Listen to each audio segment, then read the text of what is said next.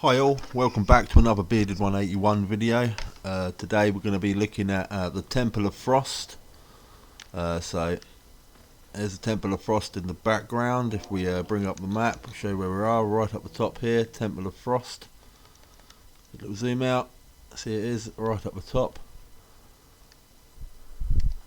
So in this dungeon, it's great for leveling up your NPCs, unlocking a few items of goodness, and there's a couple of little hidden bits in there that we will show you.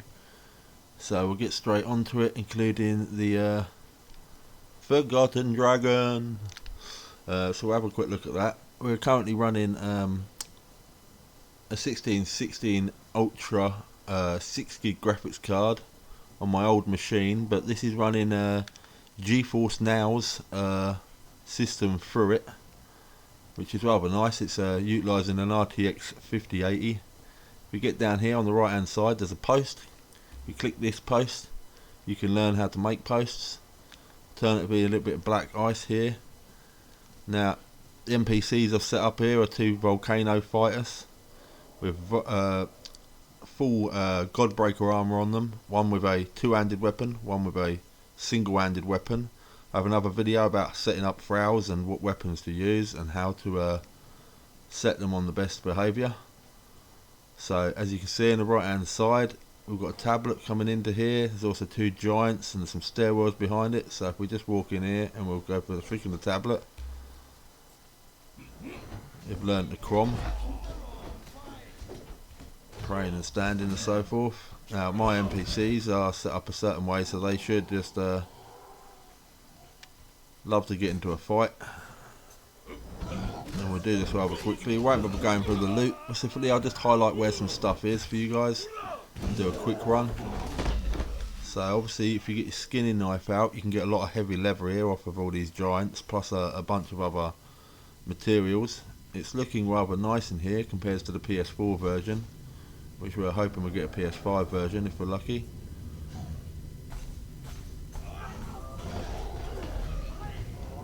Now just underneath these stairs there is two chests, one there, and a bunch of black ice either side. For instance, a bunch of stuff inside the chests, food, potions, etc. If you move forward straight downstairs towards the other side, there'll be a single giant here as well. You want to get him killed. Underneath the stairs there is also another two chests and some black ice if you're doing a bit of farming for black ice. And what we'll do here is we'll come up into the centre room, and what we'll do is I'll show you a little trick in a second, but start off with, we'll go straight up the centre, and then there's a right hand side and a left hand side here. But if you're having problems with cold, if you run to the stairwell up here, it's you don't take so much frost damage, so you can kind of kite things with you, if that helps. If you keep going up the top, straight through the middle, you get to this little chamber room here. There's a big NPC boss and two either side here that you can't really see, but you can get to the edge, you can actually click them, send your dudes in, so you can stay away for a second, if that helps.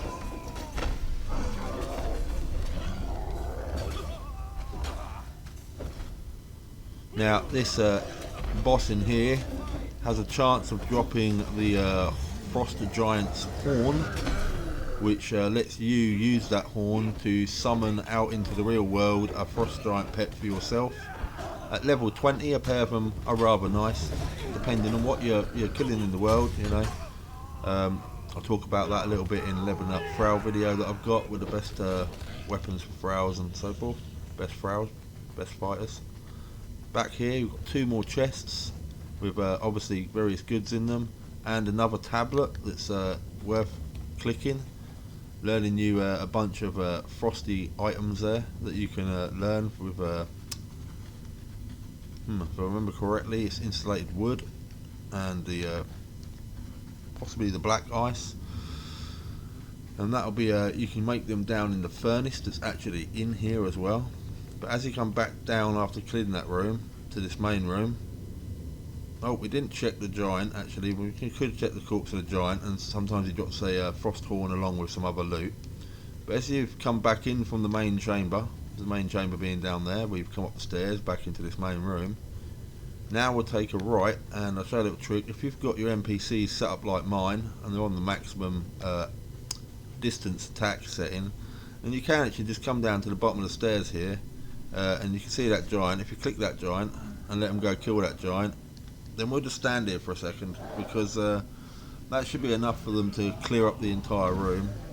There's a giant boss Yeti there in the centre, there's a giant on the left, and there's two giants on the right. But standing at this distance on the stairs with the maximum setting output on your NPCs will allow them to just, they'll be able to see these two, and they'll just pull them without you moving. So you can potentially just come down to the bottom of the stairs, stand still until it's complete, and then go loot everything, if that's how you'd like to do it, for an easy farm or easy XP for leveling up your players. Now, as I said, in here, in the disjunction area, we have a chest on the back left, and we have a chest on the back right, and they've both got various random items in them. What we're really in here for is to kill the giant Yeti, and if you've got like knockback situations, it doesn't really cause any damage at all. So he's fairly easy to kill really.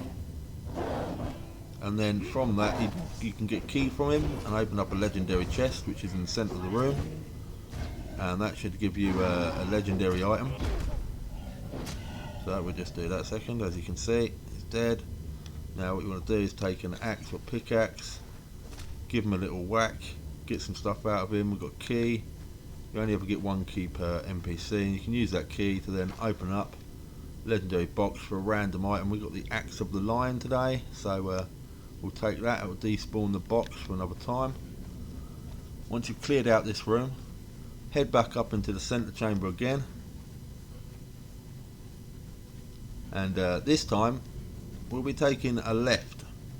So we'll go down here, and this is the Frost Forge is down here. So this NPC, you can kite him if you wanted to straight to this stairs and stand on this stairs. You take less frost damage here, and it's the same in one or two spots around you. Notice it on stairwells. It can help you a bit for taking that damage.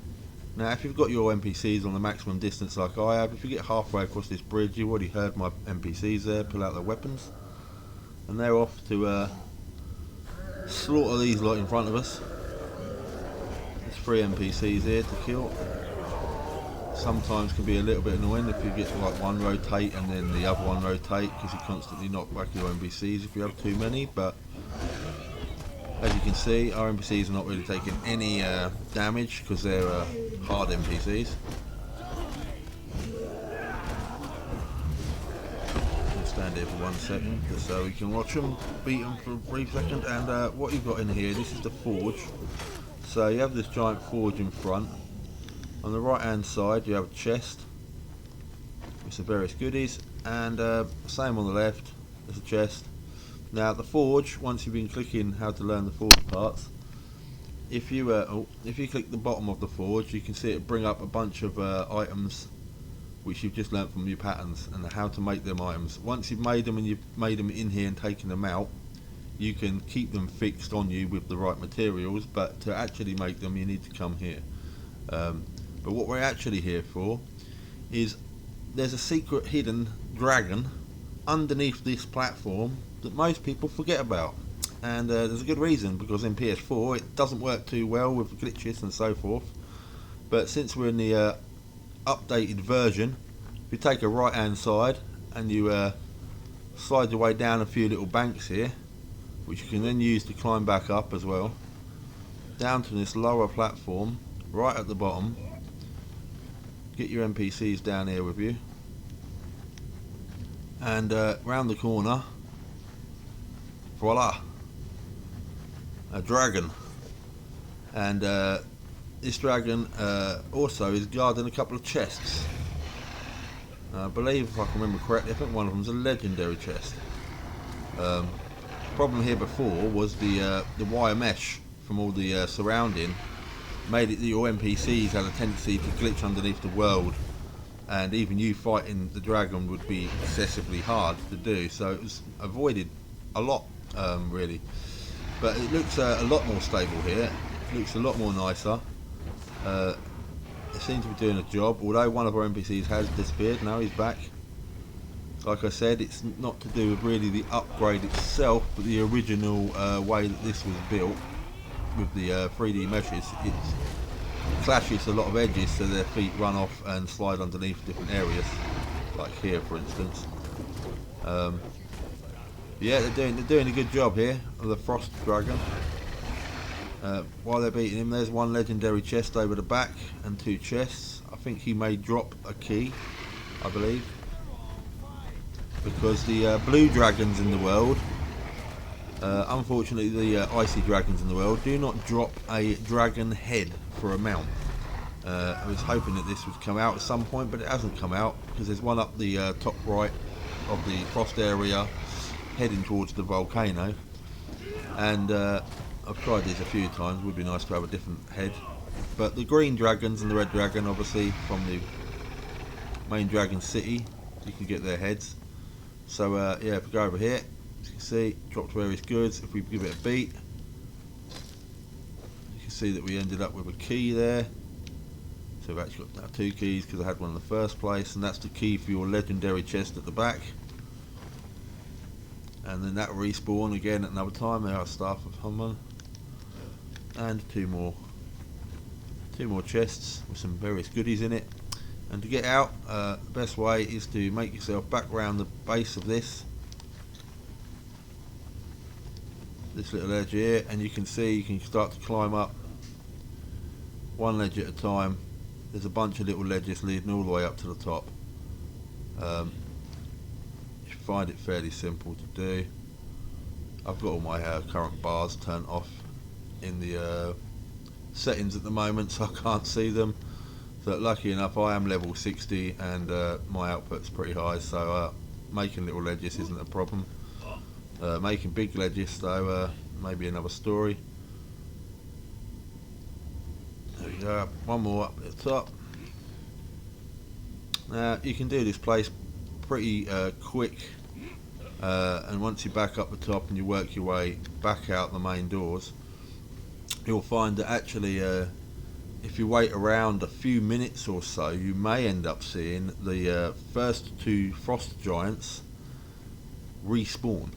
And if they do respawn, then you know that things are slowly respawning at the same rate that you killed them at, making it a nice little run to once you come back to the start again to do that run again and again. Very good for leveling up your NPCs, because the XP you get from inside here is quite high. But yeah, generally that was a quick guide into the Temple of the Frost and the Ice Dragon. And I hope this helped you all out, guys. If you need any tips, tools or anything like that, just leave a message and I'll see if I can cover it in another video. Alright, thanks a lot guys, take care, bye.